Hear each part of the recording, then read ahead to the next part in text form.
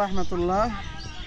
প্রিয় ফেসবুক বন্ধুগণ, দেশ বিদেশ প্রবাস থেকে যারা দেখছেন, তা আমাকে একটা প্রশ্ন অনেকেই করে যে অনেকে আছে যাদের নামাজের প্রতি কোনো কদর নাই, কোনো মহাব্বত নাই।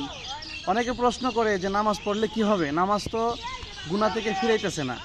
মানুষ নামাজও পড়তেছে, গুনাহও করতেছে, নামাজও পড়তেছে, সুদও খাইতেছে, নামাজও পড়তেছে, সে ঘুষের সাথেও সম্পর্ক আছে।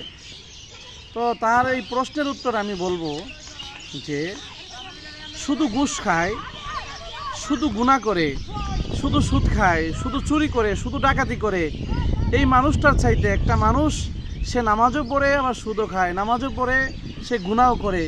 তো হাদিসের ভাষ্য অনুযায়ী যে মানুষটার আমলের মধ্যে নামাজও আছে আবার গুনাহও আছে, নামাজও আছে সুদও আছে, নামাজও ঠিক আছে আবার ঘুষ খাওয়াও ঠিক আছে, এই হাদিসের ভাষ্য অনুযায়ী লোকটা উত্তম। কেননা নবীজি বলছেন তার ব্যাপারে তোমরা সমালোচনা করিও না। তার কারণ হলো আল্লাহ তাআলা পবিত্র কোরআনের মধ্যে বলেছেন, ইন্নাস সালাতা তানহা আনিল ফাহশাই ওয়াল মুনকার, নিশ্চয়ই নামাজ তোমাকে কোনো না কোনো একদিন গুনাহ থেকে ফিরাবে, ফাহিশা কাজ থেকে তোমাকে ফিরিয়ে আনবে। আজ হোক কাল হোক, আপনি যদি নামাজ সঠিকভাবে পড়েন তাহলে সেই নামাজ আপনাকে পৃথিবীর সমস্ত গুনাহ থেকে কোনো না কোনো একদিন ফিরিয়ে আনবে। আর যদি আপনি নামাজই না পড়েন, শুধু গুনাহই করেন, কিন্তু আপনার সেই গুনাহ থেকে আপনাকে ফিরাবার মতো কোনো অস্ত্র আপনার হাতে নাই। গুনাহ থেকে মানুষকে ফিরাবার একটাই অস্ত্র, সেটা হলো 5 ওয়াক্ত নামাজ।